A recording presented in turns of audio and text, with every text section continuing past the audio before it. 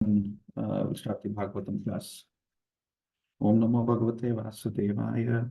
Om Namo Bhagavate Vasudevaya. Narayanam Namaskrityam. Naram Cheva Narottam.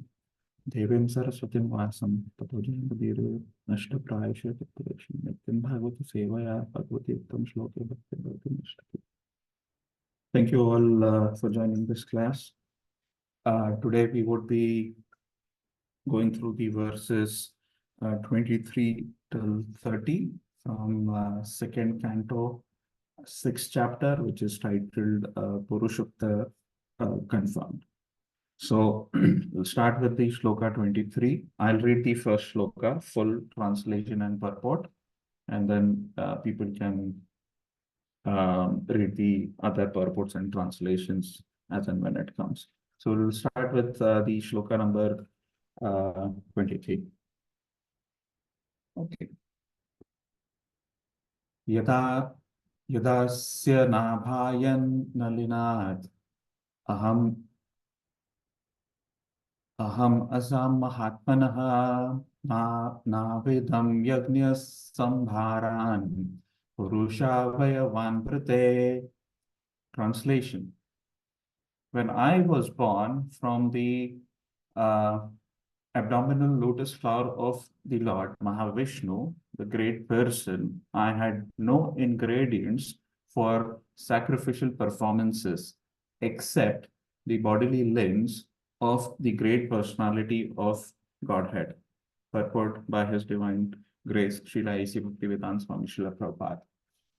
Lord Brahma, the creator of the cosmic manifestation, is known as Swayambhu, or one who is born without the father and the mother.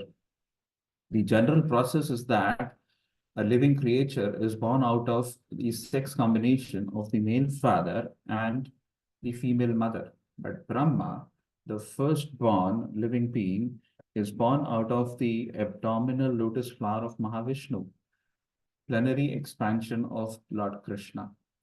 The abdominal lotus flower is part of the Lord's bodily limb, and Brahma is born out of the lotus flower. Therefore, Lord Brahma is also a part of the Lord's body. Brahma, after his appearance in the gigantic hollow of the universe, saw darkness and nothing else.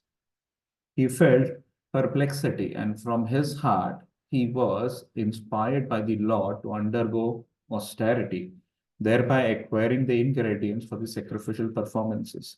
But there was nothing besides the two of them, namely the personality of Mahavishnu and Brahma himself, born of the bodily part of the Lord. For sacrificial performances, many ingredients were needed, especially animals. Animal sacrifice is never meant for killing the animal, but for achieving the successful result of the sacrifice. The animal offered in the sacrificial fire is, so to speak, destroyed, but the next moment it is given a new life by the dent of Vedic hymns chanted by the expert priests.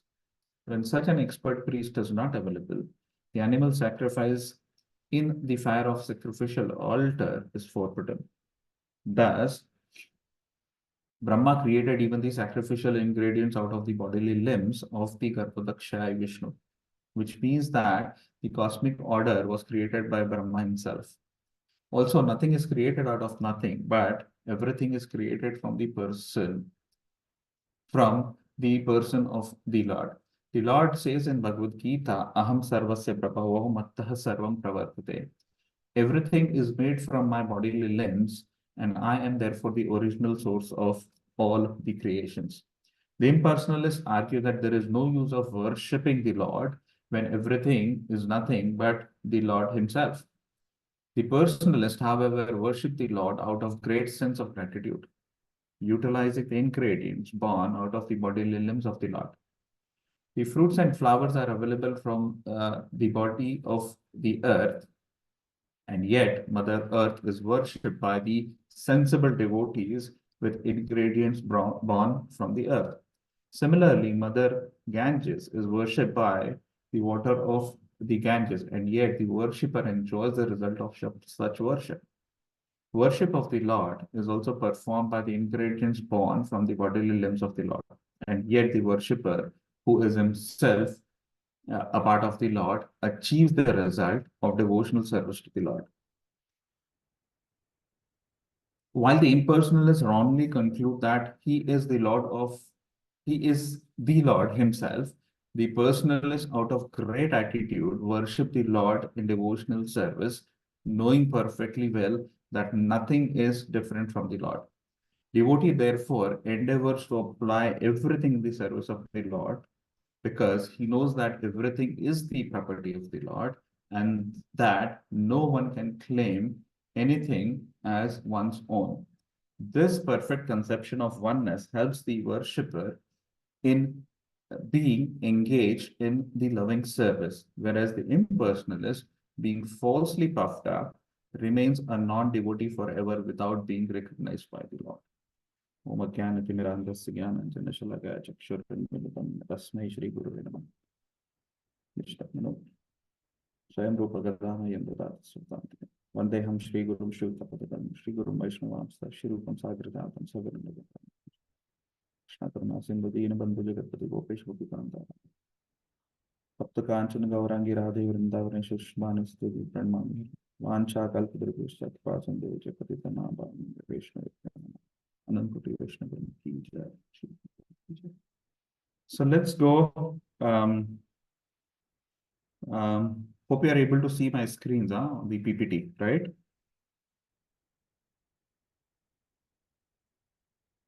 Are you able to see my PowerPoint presentation? Yes, Prabhu, we can. Yes, Prabhuji, we can see. Okay, thank you. So let's go. So this is the first one that we are talking about. We are on 2623. I'll read what is there, and then we'll cover some of the topics which are below. So the first shloka, which is 2623, is this is where Brahma is saying, when I appeared from the lotus, when I appeared from the lotus in the Lord's navel, I could not see any ingredients for the sacrifice other than the limbs of the Lord. So in 23, he's just looking at the limbs of the Lord. Okay, and that's what Brahma could see. Some of the topics that we would cover is Brahma's situation. How did the Lord reveal himself? What are the advantages of austerities and penances? And what is a vision of an impersonalist and a personalist, right? That's the summary. I'll cover the other summaries also, and then we'll continue on the shlokas. 27, by using the limbs of the Lord, I assembled all the ingredients needed for the sacrifice. So this also is in continuation where Brahma is there. He saw the Lord's limbs, but he wanted a lot of things that were needed to be offered for the sacrifice for the creation purposes. And how did he do that? This is what we will cover in this shloka 27. We'll also see some of the things like what is the real source of all the spiritual and material things. Since Lord Brahma needs a lot of ingredients, we should identify from where this is coming from. Who can claim the ownership of such material and spiritual things? What is the importance of Sankirtan Yajna, right? How does it help? We will also see in these shloka from 24 to 27, importance of sound vibration, different types of yajnas. We'll also see a brief process of the cycle and the process of the yajna itself. And then how yajna can help us as a conditioned soul to come out of the material existence. So this is what we would cover from 24 to 27. 28, it is by these ingredients assembled through the limbs of the Lord, I perform the sacrifices of the Lord. Now Lord Brahma received all the ingredients that were required, and then he performed the sacrifices as needed. So then we will also obviously look at what is the purpose of a sacrifice. We will see to satisfy the Supreme Lord and Vishnu is also known as Yajna. Okay. And then how can peace be achieved, right? If we are doing sacrifices, how can we achieve peace? That's on the 28th. 29 and 30 is briefly covering the following. Here it is, your brothers and late Prajapatis, Manu, sages and others worship the Lord with such sacrifices. So then when the others came in, there were brothers and Prajapatis and Manus and sages, they worship the Lord with such sacrifices. So Brahma is actually giving us the process of doing sacrifices, how to do them, what is the process. And then later on, after Brahma, then the brothers and the Prajapatis also came in and they followed the same in doing the sacrifices, right? And we will see sacrifices are important to see the manifested and the unmanifested form of the Lord, right? And then the last, we will see what is the language of Krishna Prem. So that would conclude our shloka from 23 till 30. So let's continue. Since we have read the first purport and translation of 23rd, let's talk about 23. So this is the first creation, right? Prabhupada talks about Swayambhu. So Brahma is is someone who was born, he's called as Swayambhu. He is born without a father and mother. And he was born from the abdominal lotus flower of Vishnu, right? From the navel of Mahavishnu, right? It is obvious from this statement that if he is born from the navel of Mahavishnu, the very existence is based on the mercy of the Lord. And it is only because of the Lord Brahma has taken birth. Okay, that's a very key important point here. Now, let's look at the situation of Brahma and what was needed in this situation. So, Brahma, when he was born, he could only see darkness. That's the only thing that he could see. He could not see anything apart from that he's sitting on a lotus flower. That lotus flower has a stem that goes somewhere, which he was not aware of where it is going. And he could see only darkness, nothing else, right? Now, when this situation was there, Brahma actually forgot what he is there. What is he doing here? What is his purpose? Where is he sitting? What is his purpose of life?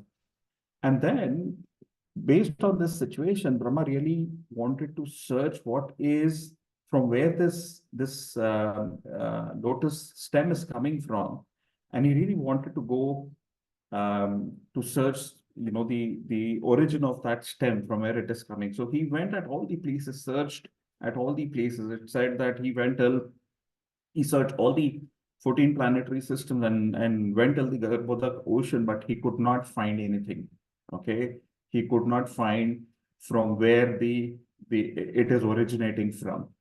And then to eradicate the darkness and to solve the problem that he could see, the Lord inspired Brahma from within the heart to first perform the penances and the austerities. So he was in a situation where he could not do anything. He forgot the whole purpose. Why did he appear? But then the Lord inspired him within the heart first to say, okay, perform the austerities and the penances. This is Brahma's situation now. Now, what was needed at this stage, right? We all know that, yes, there are certain ingredients that were needed to perform certain sacrifices for Brahma. And this is what he wanted. But the first situation of Brahma was he didn't knew what is the purpose. And then austerities and penances were required. Okay. Now, Brahma then performed penances for 10,000 celestial years, right? And then when he did all the austerities and the penances, the Lord revealed himself. It's very beautifully explained in Bhagavatam on how did the Lord reveal himself, right? So the first thing that Brahma saw was the pink lotus feet with ankle and the bells. So Brahmaji did not see the Lord, as we see in a full picture that, okay, we could see the Lord in the full form. So he could first what the Lord revealed was the pink lotus feet. Then he could see the Pitambar Dhoti of the Lord. Then he could see the Lord's hip with the belt. Then he saw the chest decorated with all the ornaments and the jewels. Then Brahma could see the Lord's arms. They were bluish, right? And then he could see all the armlets and the bracelets on the Lord's arms. Then he could see the Lord's neck. And then he could see the face of the Lord with smiling face and eyes semi-closed. Then, of course, he could see the lotus-like eyes also, and then he could see the face of the Lord, which was mukut, ears, and the kundals. This is how the Lord revealed himself, right? And that was an advantage of a meditation and the penance. So first, when he performed the penances, the Lord revealed himself.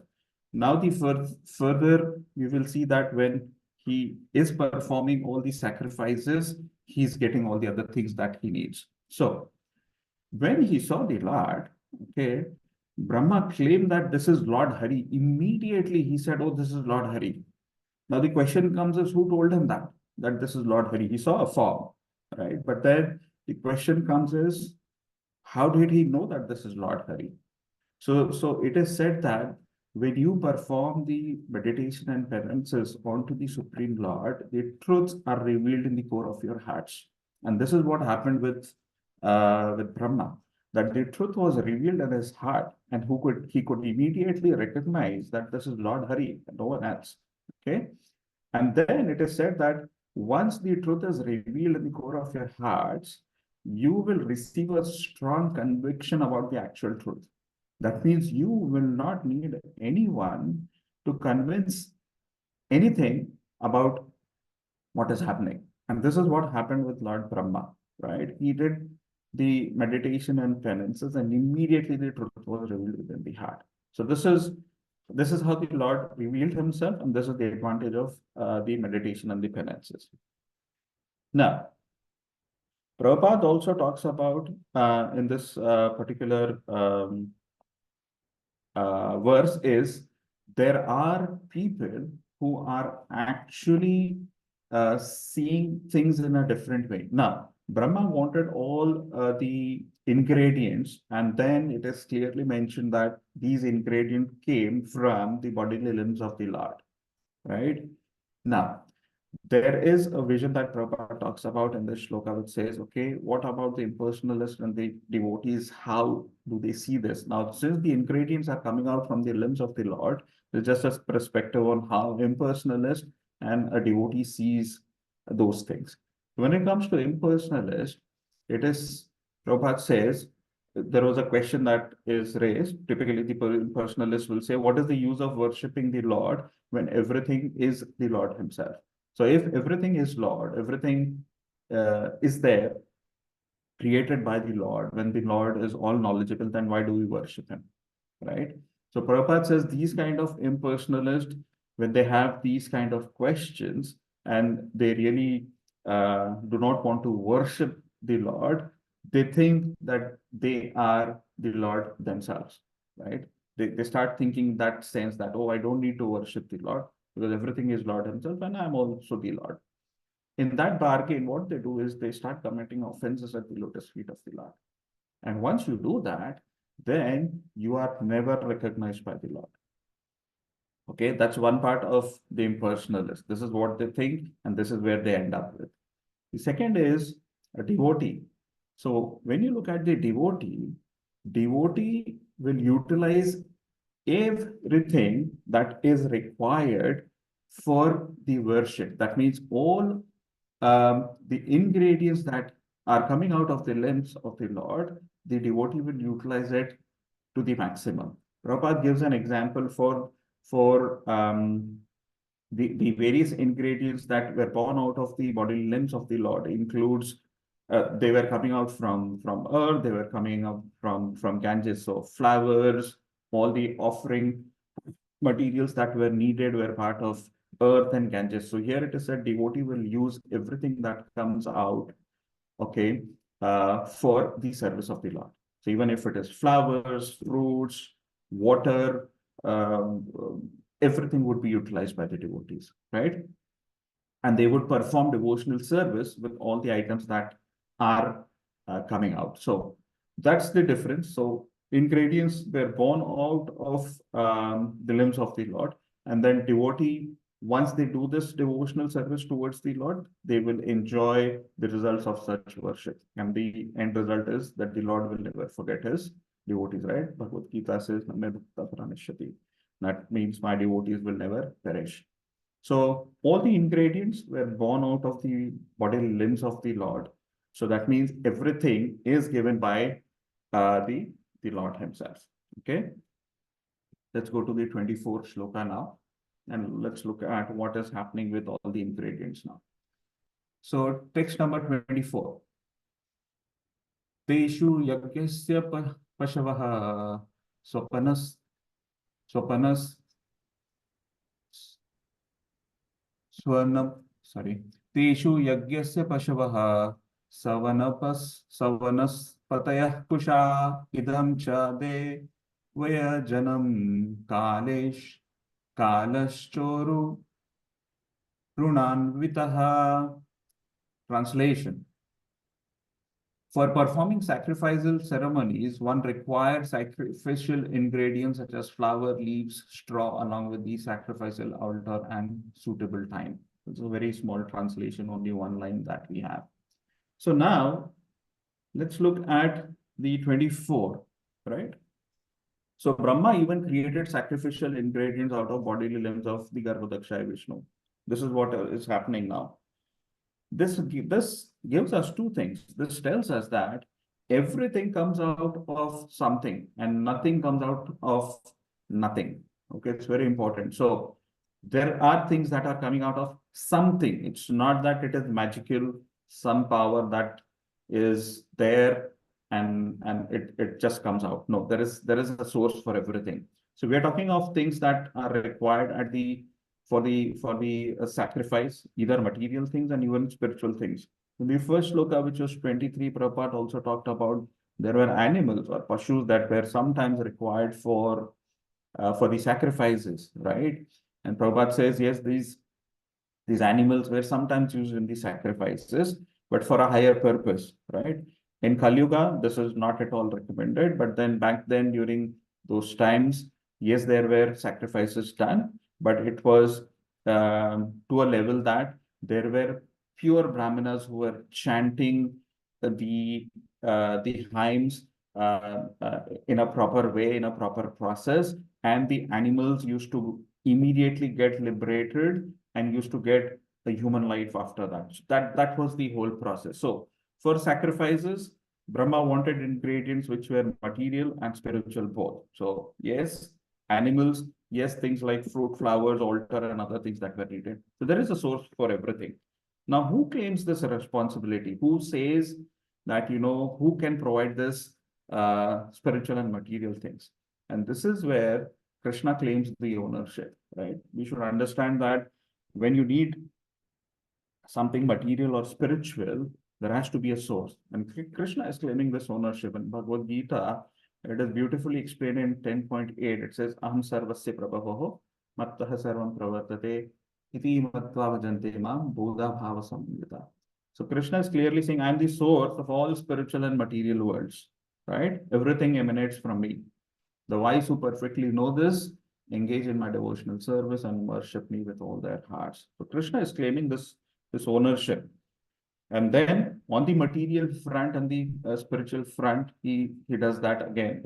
In even Bhagavad Gita 7.4, it is the same. It says, Bhumir apo analo vayu khammano buddhirevacha ahankar iti yamye bhinna prakriti ashtada. So that means earth, fire, water, air, ether, mind, intelligence, and false ego. All together, these eight constitute my separated material energies. So Brahma wanted things which was coming out from earth, water, there were other things that were required. So it's very clear that it is the Lord's material energy who is giving all of this. Okay, and all the spiritual front, again, Krishna is claiming the ownership, which says, Aparayam itas tvam tav anyam prakritam vidhi me param jiva bhutam mahabhavo ye dham dharyate jagat. So besides these, O Almighty Arjuna, there is another superior energy of mind which comprises of the living entities who are exploiting the resources of the material inferior nature. So even the spiritual energy, okay, or superior energy of the Lord, from which the living entities come, Krishna is claiming the proprietorship. So even when the animals are needed for the sacrifices, yes, it is all Krishna who can only claim the ownership. And it is only Krishna who can provide you all that is needed. Okay. So that was shloka number 24. Let's go to the 25. So shloka 25 is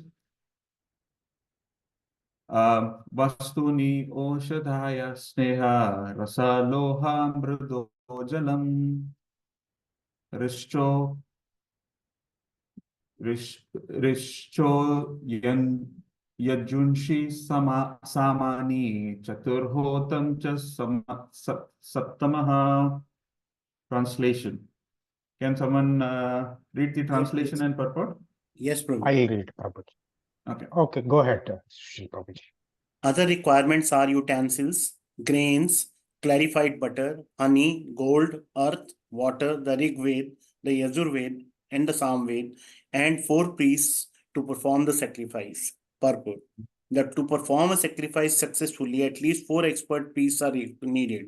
One who can offer hota, one who can chant udgata, one who can kindle the sacrifice fire without the aid of separate fire, Advarya, and one who can supervise Brahma. Such sacrifices were conducted from the birth of Brahma, the first living creature, and were carried on till the reign of Maharaj Yudhishthira. But such expert Brahmins, priests are very rare in the age of corruption and quarrel, and therefore in the present age, only the yagna of chanting the holy name of Lord is recommended. The scriptures enjoin Hare Nam, Hare Nam, Hare Nam Kevalam, Kalo Nastev, Kalo Nastev, Nastev, Nastev, Gati Ranthya. Anya. Thank you, Prabhu. So this is shloka 25 now, right? So here the stress is given on the Sankirtana Yagna. So let's see. First is, you all know there are 4 yugas, right? We have Satyuga, Treta, Dwapar, and Kali Yuga.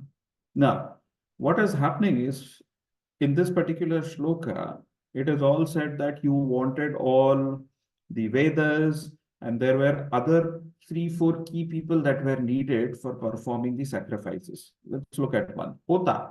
Hota is one who can offer, right? This was needed. So if you are performing a sacrifice, you need someone who can offer.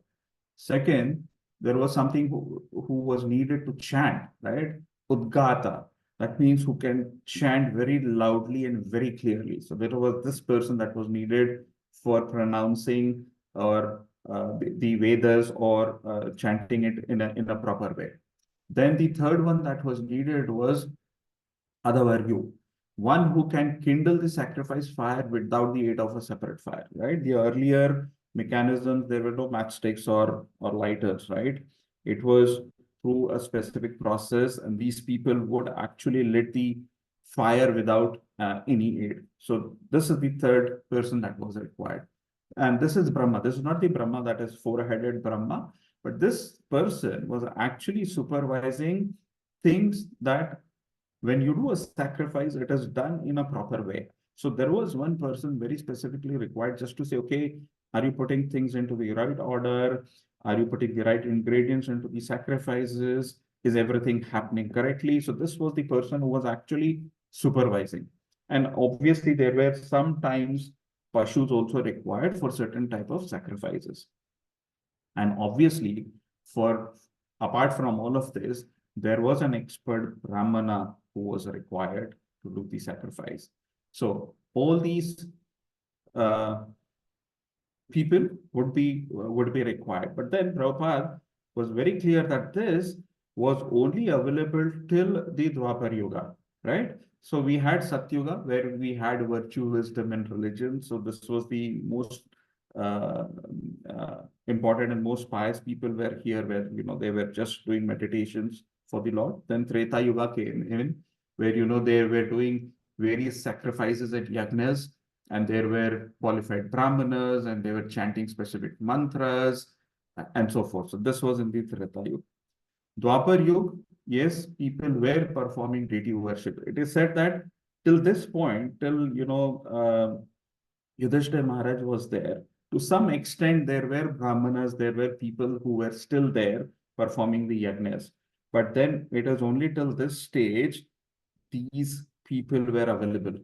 After this, since we are in the Kali Yuga, they are not available in the Kali Yuga. So in the Kali Yuga, the only way for the spiritual realization is Sankirtana Yajna. And this is where Prabhupada mentions Hare Nam, Hare Nam, Hare Nam, Eva Kevalam, Kalona Sti Eva, Nasti Eva, Nasti Eva, Gatir Amnetha. So that means the Sankirtana Yajna is the only way in the present age for us to chant and to have the spiritual realizations done. Okay, so only till this age these people were available. So Brahma obviously wanted all of this to be part of the sacrifices. Okay, let's go 26. नामधेयानि मन्त्रश्च दक्षिणाश्च व्रतानि च देवतानुक्रमः कल्प संकल्पस्त मंत्रमेव च. Translation. Can someone read this? I'll read, Prabhupada. Translation by Srila Prabhupada. Jai Srila Prabhupada. Other necessities include invoking the different names of the demigods by specific hymns and vows of recompense in accordance with the particular scripture for specific purpose and by specific process. Purport by Srila Prabhupada. Jai Srila Prabhupada. The whole process of offering sacrifice is under the category of fruitive action, and such activities are extremely scientific. They mainly depend on the process of vibrating sounds with a particular accent. It is a great science, and due to being out of proper use for more than 4,000 years for want of qualified brahmanas, such performances of sacrifice are no longer effective, nor are they recommended in this fallen age. Any such sacrifice undertaken in this age as a matter of show may simply be a cheating process by the clever priestly order. But such a show of sacrifice cannot be effective at any stage. Fruitive action is being carried on by the help of material science and to a little extent by the gross material help. But the materialists await a still more suitable advancement in the process of vibrating sounds on which the Vedic hymns are established. Gross material science cannot drive the real purpose of human life. It can only increase the artificial need of life without any solution to problems of life. Therefore, the way of materialistic life leads to the wrong type of human civilization. Since the ultimate aim of life is spiritual realization, the direct way of invoking the holy name of the Lord, as mentioned above, is precisely recommended by Lord Chaitanya. And people of the modern age can easily take advantage of this simple process, which is tenable for the condition of the complicated social structure. Jai Srila Prabhupada. Hare Krishna. Thank you so much. So here in this shloka, we will see a lot of things. Now this shloka, let's look at things like impact of sound vibrations, right? Now, it is said that, chantings were done for a specific purpose and a specific process. So everything that was happening now is for a specific process. And then what is the impact of the sound vibration is what is here. So Prabhupada says it's a science, and the science is used since ancient times. So chanting of those hymns, those processes, they were all used in the ancient times. There were obviously qualified brahmanas that were required to chant those in a specific order, in a specific way, right? And then Prabhupada also says that this chanting was done in such a pure form that it is not at all recommended in this fallen age or in this Kali Yuga, right? Prabhupada also says that yes, there are a lot of people who do it, but that is all a cheating process, right? They don't do it in a proper way. Hence, this is a cheating process. And if you do it in an improper way, okay, the sacrifices will not be effective at any stage. So Prabhupada says, no, you have to be very careful on not to do this in this fallen age. Now, the whole point of impact of the sound vibration is also Prabhupada says that the chanting of the holy name or invoking the holy name's Lord is the only way of spiritual realization. So the impact of sound vibration is if you chant the names of the Lord in a proper way, invoke the Lord's name, do your chantings and devotional service, that will help you in spiritual realization. So right now in this particular shloka, yes, all these sacrifices, all these brahmanas chanting the Vedic hymns was for a specific purpose and for a specific process, right?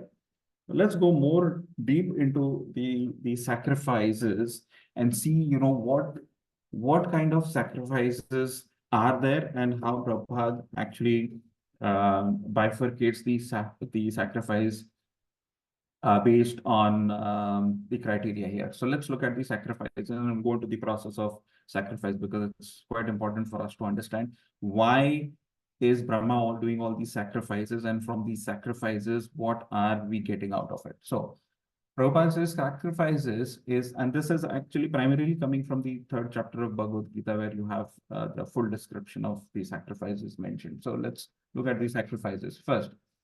Sacrifices, Prabhupada says, can be primarily for two. One is sacrifice for the worldly possessions, and then the sacrifices in pursuit of a transcendental knowledge.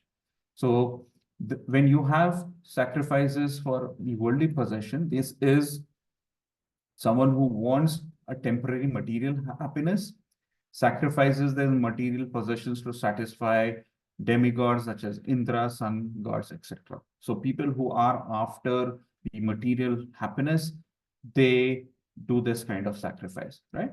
And then also, these are also people who are impersonalists, who sacrifice their identity by merging into the existence of the impersonal Brahman. So there are two categories of people: one who are actually looking for material happiness, and one who wants to merge into the impersonal Brahman. So they all come into the sacrifice of worldly possession.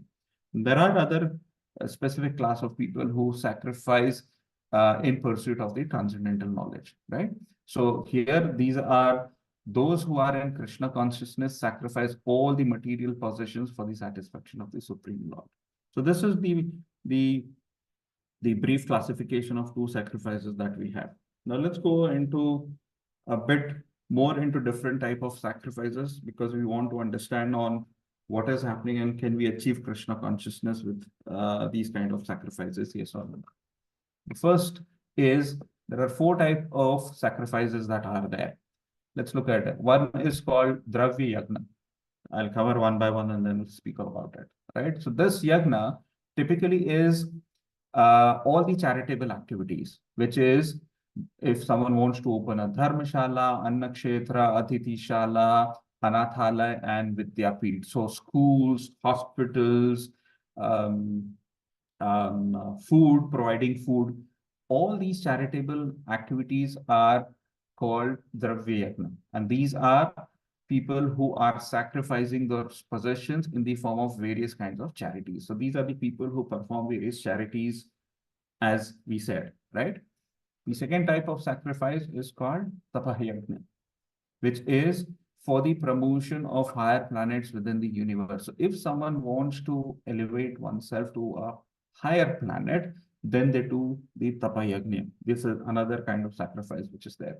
And these processes entail severe vows for conducting life within certain rigid rules. So whoever is performing the tapa, they perform it under specific rules, and they are very severe vows that they take. Okay. The third type of yajna is yoga yajna, where if you have to uh, achieve certain perfection in the material world. So yoga is typically, these are people who want to elevate themselves, or they engage themselves in typical mystic yogas like Patanjali yoga systems, right? So if you have to um, do those, then this is the yoga for them. So these are people who involve themselves, doing all the mystic powers. They want to gain all mystic powers. They perform this yoga yajna. And then there is the fourth one, which is called Swadhyaya Yajna, which is saying that if someone wants to engage in the sacrifice of studies, these are those kind of yajnas that you can perform. And this is primarily done if someone wants to engage in the study of Vedic literature, specific Upanishads and Vedanta Sutras and Sankhya philosophy. So these are the four type of sacrifices that are there. Since we are talking about the sacrifices here in this full shloka, these are the four types. Now, Prabhupada very clearly says that if you are performing these four type of sacrifices, Krishna consciousness cannot be attained by any one of the above mentioned specific types. Okay.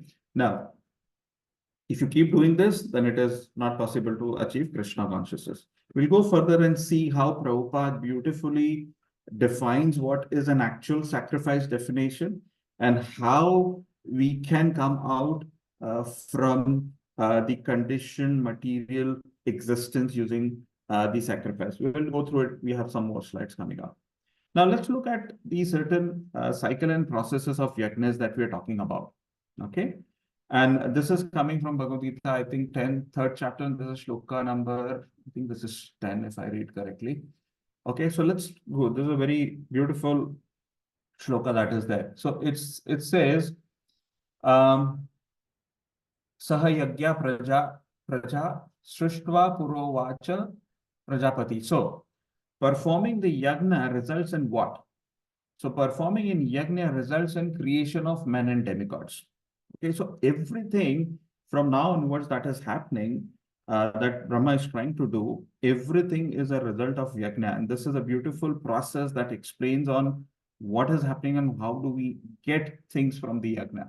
So first thing is performing the yajna results in, it says, Purovacha Prajapati. That means creation of men and demigods, right?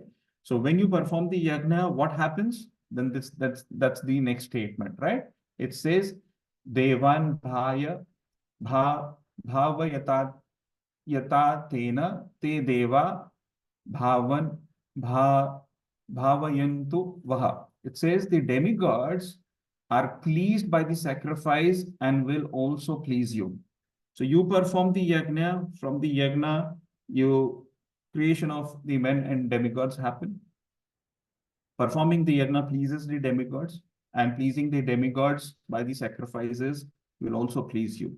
What does this help us in? Then it says it brings prosperity. The same shloka, it says, Parasparam bhavayanta shreya parama va pastata. It says, and thus by cooperation between the men and demigods, prosperity will reign for all. So it brings prosperity when you have demigods and men having a cooperation, then the prosperity comes in. And once the demigods are there, they will provide you all the necessities that are needed. So then the last one, it says, Ishtan Bhogani Hivo Deva Dasyante Yagya Bhavitaha. It says, in charge of various necessities of life. Now, these are the demigods who are created, who are pleased by doing the yajna, which brings in prosperity, but they are giving you all the necessities of life. The demigods, so in charge of the various necessities of the life, the demigods being satisfied by the performance of the yajna sacrifice will supply all the necessities to you. So here, we are not talking about the wants. Wants are always unlimited, right? We need things which are necessities. Like we need water, we need air, we need food, we need vegetables, and we need grains, right? And all this will only come if we please the demigod. So these all necessities of life are provided by the demigods, and it is very important for us to please the demigods by performing the yajna, right? And then obviously, if you need all these necessities, there should be earth, there should be ocean, there should be sun, there should be rains, etc. And bear in mind, all this that we're talking about, they cannot be created by humans, right? They can be only provided by the demigods. Okay. Now, once you get all these necessities of life that we're talking about, we get a satisfaction at a social, physical, and emotional level, right? Everyone needs food, water, vegetables, and grains. So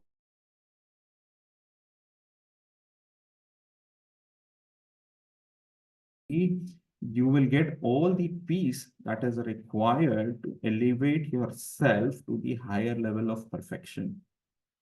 We will see in the coming shlokas that, the whole purpose of the yajna is to elevate yourself to the higher level of perfection. And this shloka says that there is a cycle. That means you start performing yajnas, it will give you all the necessities of life. You become satisfied, and only then you will achieve the peace and you will be able to elevate yourself to the next level. Okay, that's what is here as cycle and process.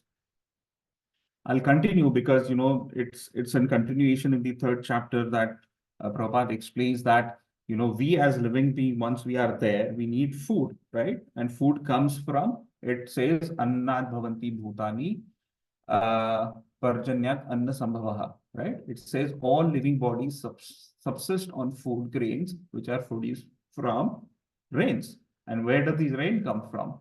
It says yagyat bhavanti parjanyo. It says the rain comes from the performance of the yajna. So it's very important that every step when it is mentioned that it is coming through yajna, there is a process, there is a cycle for this. And then it says rain comes from performing the yajna or sacrifices. And yajna is born of what? It says yajna karma samudbhavaha. And yajna is born of prescribed duties. That means you have to perform your duties very well based on your varnas and ashrams, okay? And then where does the prescribed duties come from? How do I know what I should be doing, right? So it says karma brahma modbhavam vidhi.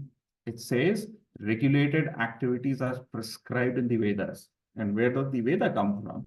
It says Veda comes from Brahmakshara Samadbhavam. It says, and the Vedas are direct manifested from the Supreme Personality of the Godhead. So this is the process. Every step that is mentioned, which talks about yajna or sacrifices, has a meaning to it. So this third chapter actually tells you when you perform certain sacrifices, what all do you get from those sacrifices. That's very important for us to know how important that is. Okay. So let's go down onto the shloka number 27. We'll just continue on the sacrifices and the yajnas. So 27, it says, Gatayo manaschaiva प्रायश्चित समर्पणा पुरुषा वैरते संभारा संभृता maya. Translation, can someone read it? Yes, Prabhu, I'll read it. Sure, Prabhu. Okay. Translation, thus I had to arrange all the necessary ingredients and paraphernalia of sacrifice from the personal bodily parts of the personality of Godhead. By invocation of the demigods' names, the ultimate goal, Vishnu, was gradually attained, and thus compensation and ultimate offering were complete. Purport by Srila Prabhupada, Jai Srila Prabhupada. In this verse, special stress is given to the person of the Supreme Lord and not to his impersonal Brahmajyoti as being the source of all supplies. Narayana, the Supreme Lord, is the goal of sacrificial results, and therefore the Vedic hymns are ultimately meant for attaining this goal. Human life is thus made successful by pleasing Narayana and getting entrance into the direct association of Narayana in the spiritual kingdom of Vaikuntha. Thank you so much, Prabhu. So then 27 talks about Narayan, the Supreme Lord, is the goal of all the yajnas. Now we saw in the previous shloka that how Yajnas is helping us to get all the necessities of life. But in this shloka, Prabhupada is very specific that Narayan is the goal of all the Yajnas. So let's continue. And this is again beautiful. Again in Bhagavad Gita 3.9, it explains that actions for the pleasure and satisfaction of the. So since this is Narayan, who's the supreme goal, we should perform all the actions and the pleasure for his satisfaction. And that is the shloka 3.9 that talks about, right? It says, yagyartha karmano anyatra. Work done as sacrifice for Vishnu has to be performed. And that's the goal. That's what Prabhupada is saying. Work done as a sacrifice for Vishnu needs to be performed. What happens if you don't perform the actions? It says, loko ayam karma bandhanaha. If you don't perform those actions, you will have bondages in the material world, right? But if you perform your duties right, and we saw in the previous shloka that you have to perform your duties as per the scriptures that comes from the Supreme Lord itself, then what happens? Tadartha karma kaunteya. Therefore, O son of Kuti, perform your prescribed duties for his satisfaction. So you need to perform your duties for his satisfaction. And what would be the end result? It says, Mukta Sangha Samacharam. And in this way, you will remain free from the bondage. So the goal is Supreme Lord. You need to do all the actions for his pleasure and satisfaction, perform your duties, and the result is you will become free. Okay. It is also important for us to understand how yajna or sacrifice can help a conditioned soul to come out of the material existence. And this also has a very good purport. So these two purports, 3.9 and 4.24, they are excellent purports in Bhagavad Gita. Very beautifully, Prabhupada explains everything about sacrifices. So let's see how a yajna can help a conditioned soul to come out of the material existence, right? So you all know we are spirit souls, right? And being spirit souls, yes, we have a body which is made up of matter, and we are in the material world, right? So I am in the midst of the material world with a material body, although I'm a spirit soul. Being into the material world, entangled with the matter, I get contaminated, right? So here is where I get entangled in the material contamination, and I then act according to my material atmosphere around me. And once I start doing this, Prabhupada writes a beautiful definition of Maya. Prabhupada says, absolute truth covered by matter is called Maya.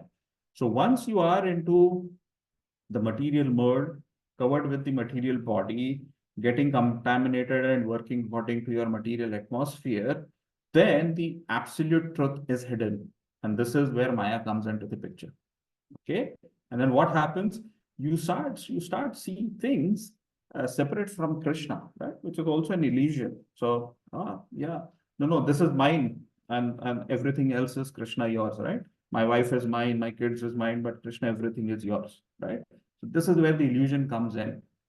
But what Prabhupada says is, Krishna consciousness is a process of converting, very beautiful in this 4.24, Prabhupada says, Krishna consciousness is a process of converting the illusory consciousness that you have here into the Brahman or the Supreme.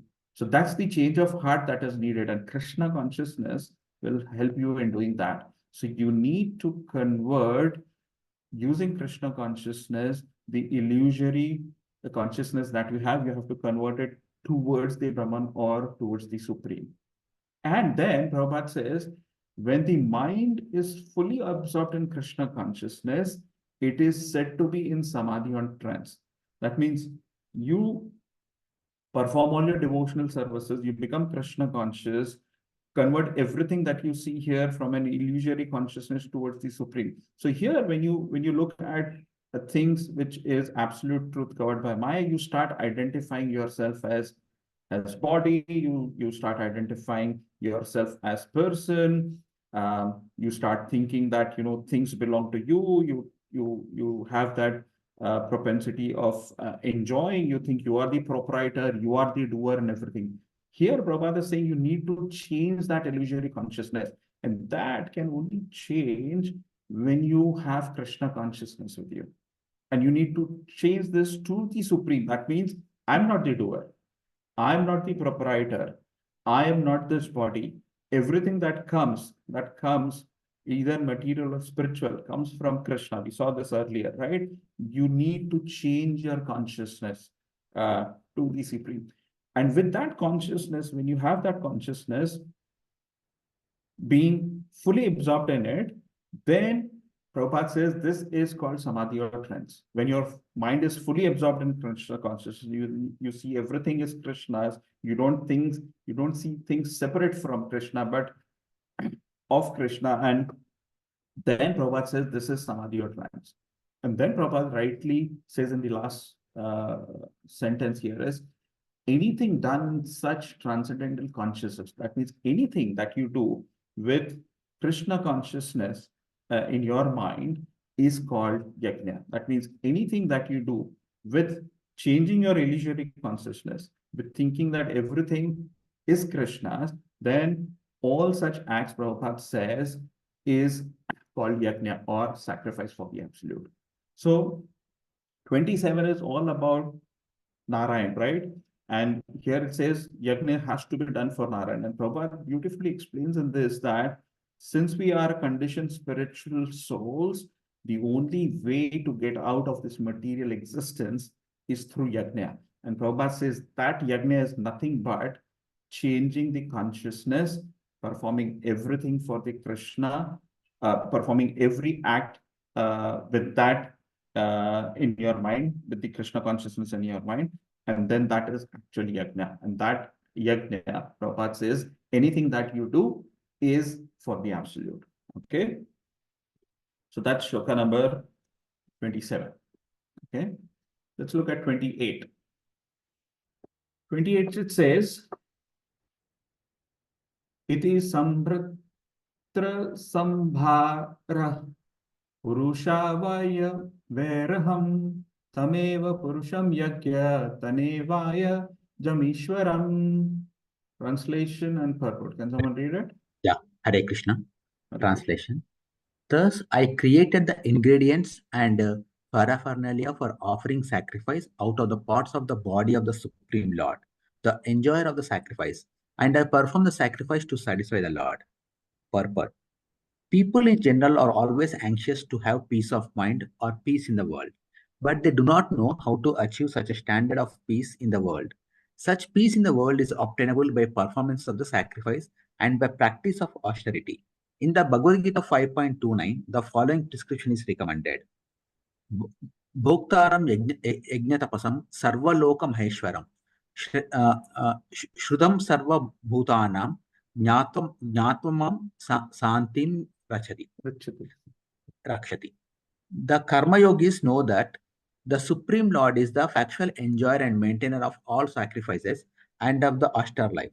They also know that the Lord is ultimate proprietor of all the planets and is the factual friend of all living entities.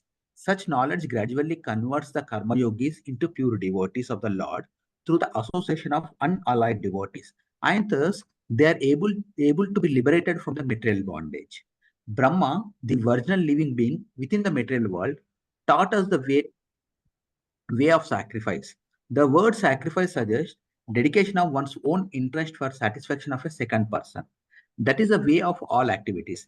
Every man is engaged in sacrificing his interest for others, either in the form of family, society, community, country, or the entire human society. But perfection of such sacrifices is attained when they are performed for the sake of the Supreme Person, the Lord. Because the Lord is the proprietor of everything, because the Lord is the friend of all living creatures, and because He is the maintainer of the performer of sacrifice, as well as the supplier of the ingredients of sacrifices, it is He only and no one else who should be satisfied by all sacrifices. The whole world is engaged in sacrificing energy for advancement of learning, social upliftment, economic development, and plans for total improvement of the human condition. But no one is interested in sacrificing for the sake of the Lord, as it is advised in the Bhagavad Gita.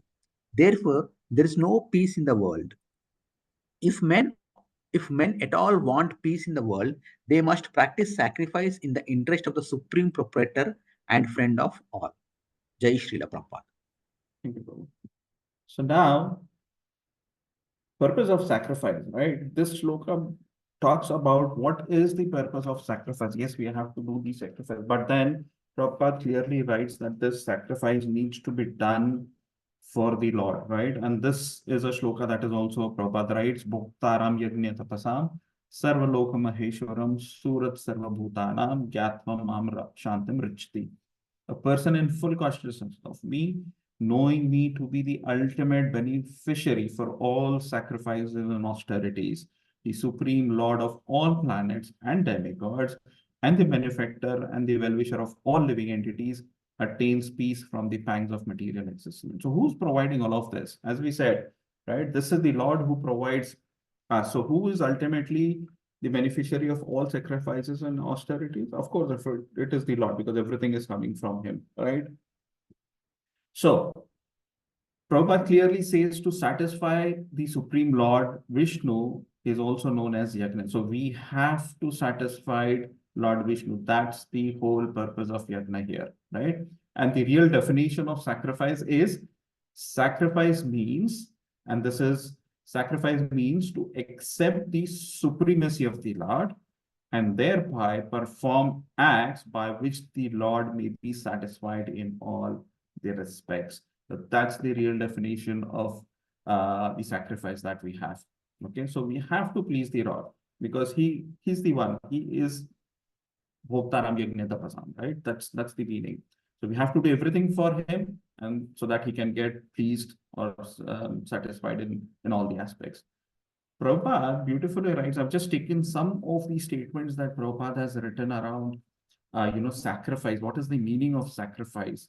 I've just put few of them as just one-liner so that we understand the actual meaning of sacrifice. So Prabhupada also writes in some of these lectures, which says sacrifice means you give up voluntarily. Okay, so you have to perform certain sacrifices. So you have to do it voluntarily. Prabhupada also writes to surrender onto the Supreme Personality of the Godhead also means sacrifice. Prabhupada says sacrifice also means that you are sacrificing for the God and the God is accepting it. That means if you are sacrificing things and you're, let's say, offering prashadam to the God, you are actually preparing the food for him, he's accepting it. Then Prabhupada also, sacrifice means to worship the Supreme Lord. Sacrifice also means restrictions, right? Sacrifice also means that you are denying the interest of the senses. If the senses say, no, I want to enjoy, you say, no, I don't want to enjoy. That also is a sacrifice. And sacrifice also means that you sacrifice your energy for something else.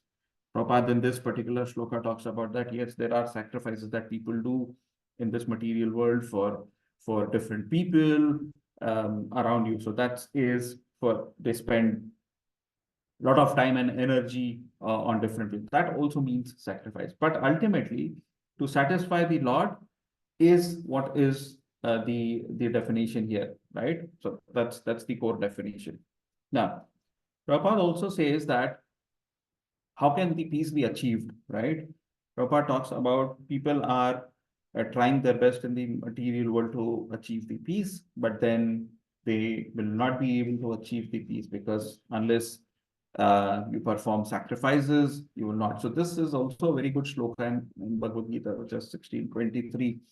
Okay, I'll just read the purport straight. It says, the last line is very important. Na sukham na param gatim. It says, he who discards spiritual injunctions and acts according to his own whims attains neither perfection nor happiness nor the supreme destination, right? Prabhupada in the previous shloka says that why are you performing yajna? You have to perform yajna so that you can go and reach the supreme destination. But if you do it based on your own whimsies, you will not achieve anything. And that's the peace formula. The human life is specially meant for purifying one's existence, and one who does not follow the rules and regulations cannot purify himself, nor he can attain the real stage of happiness. So if you really be have to be happy, then you need to perform sacrifices. We saw that in the previous shlokas, right? The Vedas are coming from the Supreme. He's telling you to perform your duties based on your Varna and ashrams. But then you have to follow certain rules and regulations. You have to follow the scriptures. And then when you perform the yajnas or the sacrifices, you will be happy. And that's the peace formula that Prabhupada is trying to put here. Okay. Okay, 29. It says, Tataste Bharata ime pragyana prayato nava ayajan vyaktam avyaktam purusham su samahitaha. Translation. My dear son, thereafter your 9 brothers, who are the masters of living creatures, performed the sacrifice with proper rituals to satisfy both the manifested and non-manifested personalities. The manifested personalities are the demigods, like the ruler of the heavenly kingdom, Indra and his associates, and the non-manifested personality is the Lord himself. The manifested personalities are mundane controllers of the material affairs, whereas the non-manifested personality of the Godhead is transcendental, beyond the range of material atmosphere. In this age of Kali, the manifested demigods are also not to be seen. The space travel has completely stopped. So both the powerful demigods and the supreme personality of the Godhead are non-manifested to the covered eyes of the modern man. Modern men want to see everything with their eyes, although they are not sufficiently qualified. Consequently, they disbelieve in the existence of the demigods or the supreme God. They should see through the pages of our authentic scriptures and should not simply believe their unqualified eyes. Even in these days, God can also be seen by qualified eyes tinged with the ointment of love of God. Hare Krishna. Hare Krishna. Now, with the sacrifices happening, it is quite important that with the sacrifices that we perform, we can even see the manifested and the unmanifested forms of the Lord. And this shloka is talking about that. Okay. Now, let's first understand the shloka. Who is worshipped? Okay, so these are the 9 brothers. Who are they? They are the Prajapatis, right? Whom did they worship? They worship the demigods and the Supreme Lord. And then what was the quality of the worship? They worshipped the demigods and the Supreme Lord with the proper rituals. Okay, so this is what is happening. The 9 Prajapatis are there. They are being they are worshipping the demigods and the Supreme Lord. Now there is a different type of vision, right? So Prabhupada clearly mentions that there is a modern man, and on the other side there are Prajapatis here. So Prabhupada says, for a modern man, he cannot see a manifested form of the Lord, which is the demigod. So demigods are manifested form of the Lord. And there is also a non-manifested form of the Lord, which is the Supreme Lord himself. So a modern man cannot really see the demigods and the Supreme Lord, which is manifested and unmanifested form.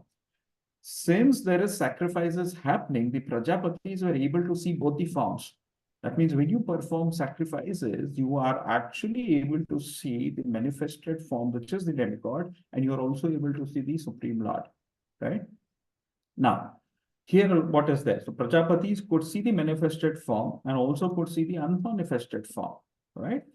For a modern man, why they cannot see the manifested and the unmanifested form? Because they are not sufficiently qualified, obviously, because they are not performing any sacrifices and other things, right?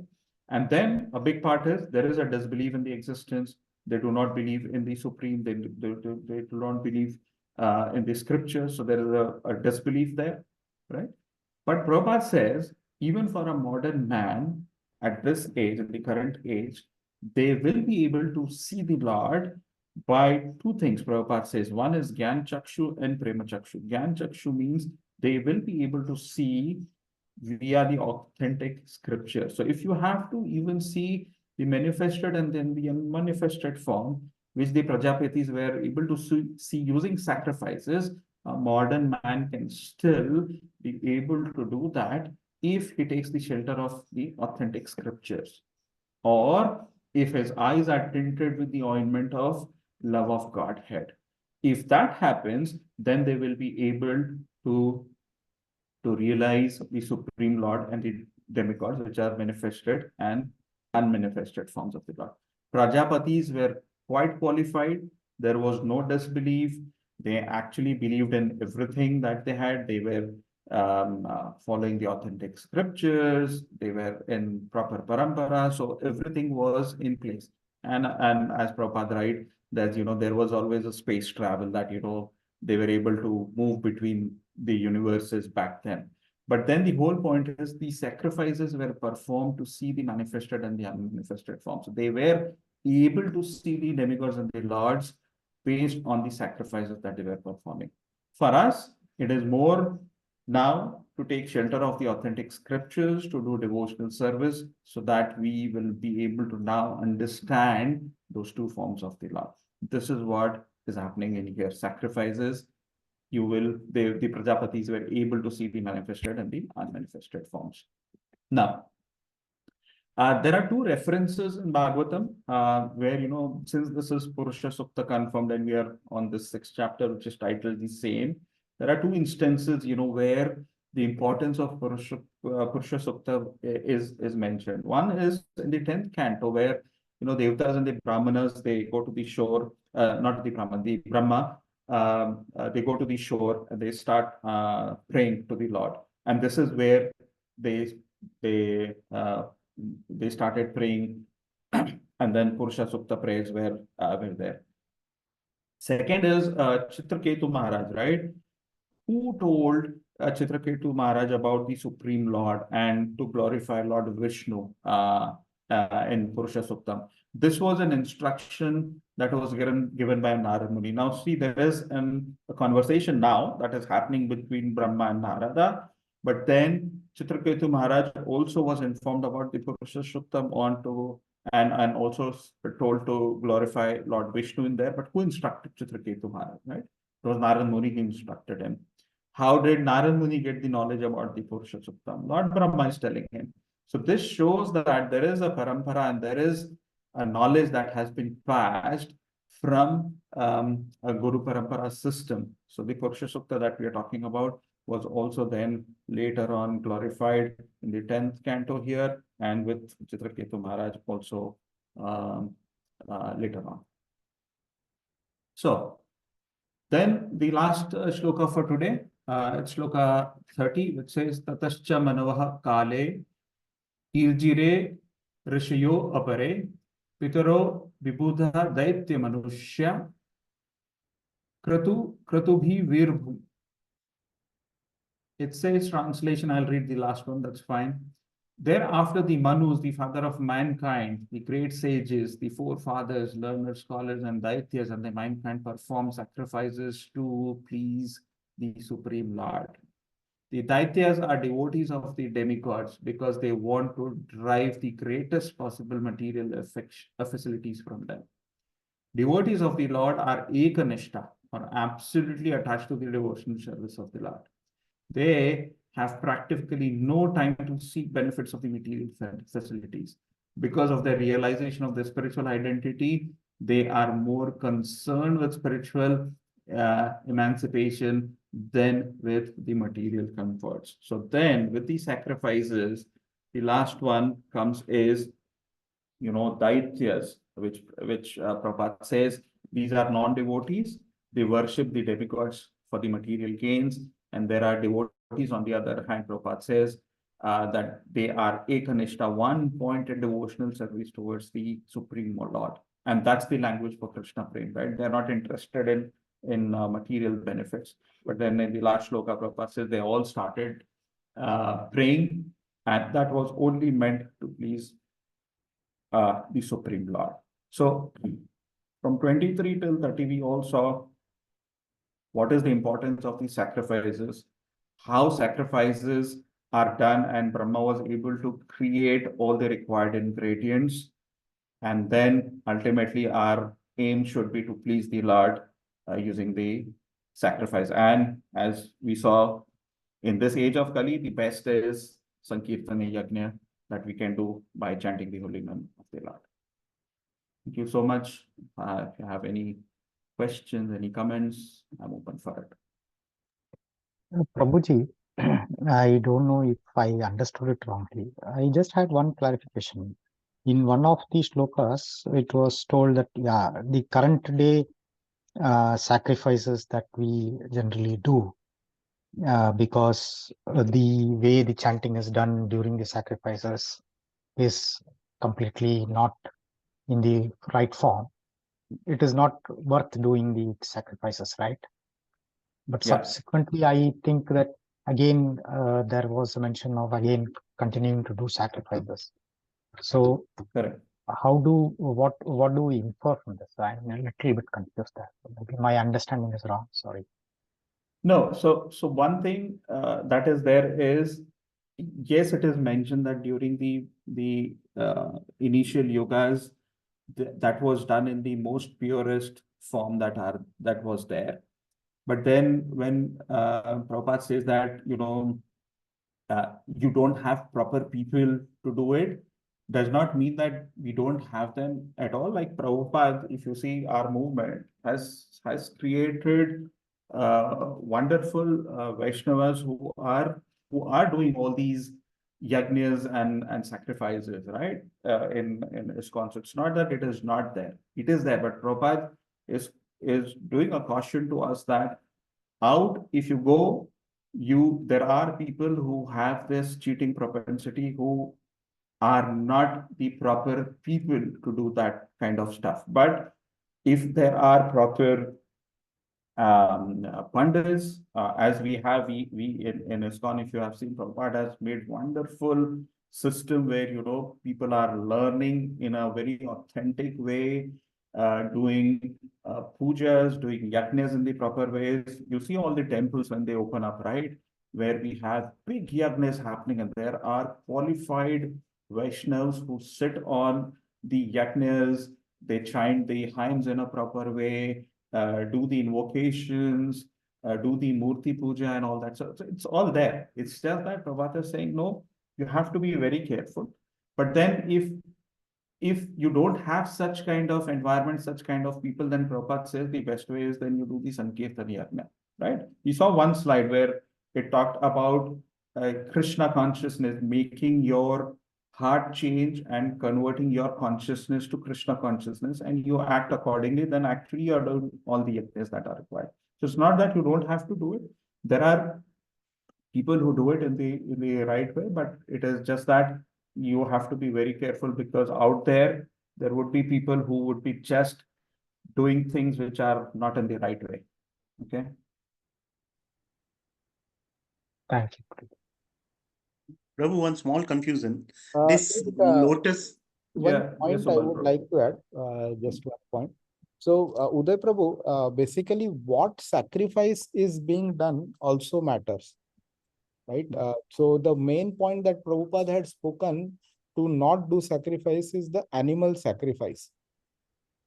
Okay, meaning that sacrifice, not the one that is being done, which is not a correct way, but it is being still done as a bali for Kali Mata and Durga Animals. Mata. Mhm. Yeah, so that is anyway prohibited from a sattvic sacrifice perspective.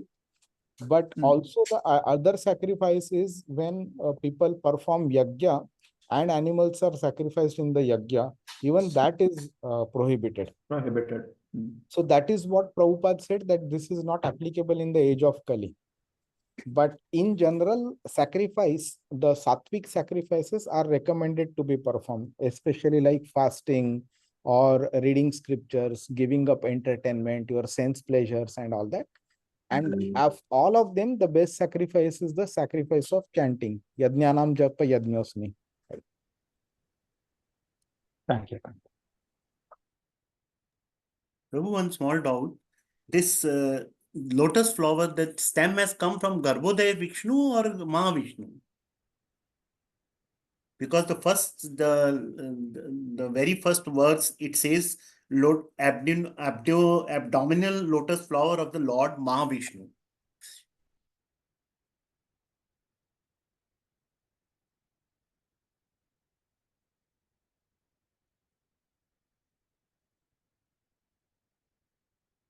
1 minute, I'm going to that verse.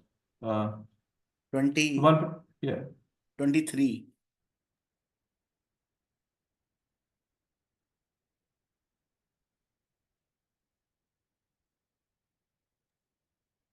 As far as I know, it is Mahavishnu.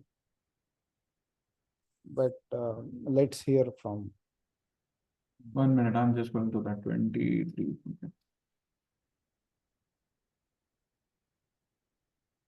But sir, the understanding has been given that only the Brahmans were created by Mahavishnu. And even in the purport also, he has written, Brahma has collected all the ingredients from the Garbhodaksha Vishnu. 1 minute, did I put 1 minute? Yeah, so it is Mahavishnu for sure. 1 minute.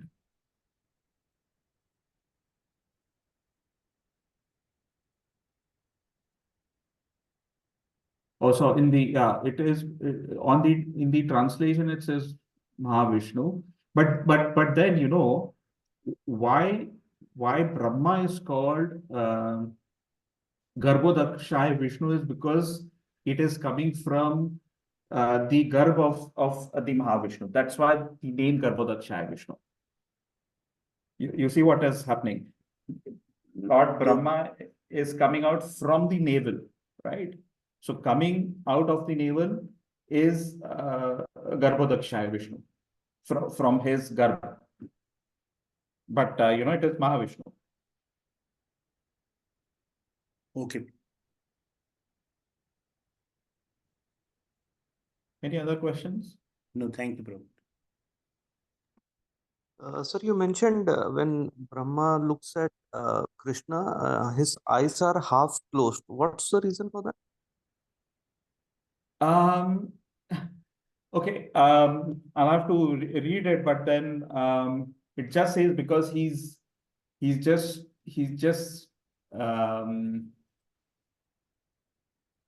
what I have read, let me recollect. It was specifically said with his semi-closed eyes. I'll have to read this. I'll have to go into it. This was a very old one that I had, but I'll find out why it is half closed. I'll have to see that. And I don't think there should be a specific reason for that half closed, but it just says that the eyes were semi-closed. I'll have to really go and search that section of Bhagavatam. I'll let you know, okay, if there is any specific stuff there. Okay. Thank you. Any other questions?